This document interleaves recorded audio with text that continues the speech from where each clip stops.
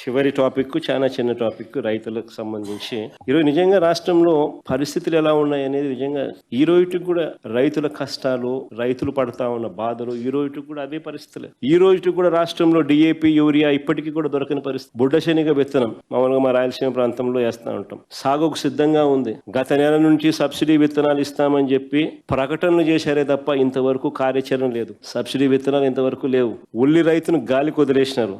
60 రోజుల నుంచి కిలో 3 రూపాయల కన్నా దాటడంలా. ప్రభుత్వం 1200 రూపాయలు క్వింటాల్కి ఇస్తామని చెప్పింది. ఎవరికి ఇచ్చారో ఎవరికి తెలియదు, ఇచ్చింది లేదు. ఉద్యమం గట్టిగా రైతులు నిరసించేసరికి 50,000 ఇస్తామని చెప్పినారు. 50,000 ఇంతవరకు విధి లేదు, విధానాలు లేవు. ఇంతవరకు ఎవరికి ఇచ్చింది లేదు. ధాన్యానికి గత ఏడాది బస్తా గిట్టుబాటు ధర లేక బస్తా 1100 నుంచి 1200 రూపాయలకు రైతులు తెగ నమ్ముకునే పరిస్థితి గత ఏడాది. లాస్ట్ ఇయర్ పరిస్థితి. ఈసారి పరిస్థితులు ఎలా ఉంటాయో రైతులు నిజంగా ఆందోళన చెందుతా ఉన్నారు. క్వింటాల్ పత్తికి గతంలో 12,000 పలికితే ఇప్పుడు 5,500 పలకడంలా. అరటి గతంలో 28,000 గరిష్టంగా పలికితే ప్రస్తుతం 3,500 పలుకుతా ఉంది. టమాటో రైతులు గిట్టుబాటు ధర లేక కూలీ ఖర్చులు కూడా రావని చెప్పి పొలాల్లోనే టమాటో వదిలేస్తున్నారు. దెబ్బతిన్న ఏ సీజన్ లో కూడా బీమా గానీ పంట నష్ట పరిహారం గానీ ఇవ్వడంలా. అంతెందుకు ఇటీవల కురిసిన వర్షాలకు పంట నష్టం జరిగితే కనీసం ఏ అధికారి ఆ ఊర్లలోకి వెళ్ళి ఆ పంట నష్టం జరిగింది కనీసం ఎన్యూమరేషన్ ఇంతవరకు జరగల.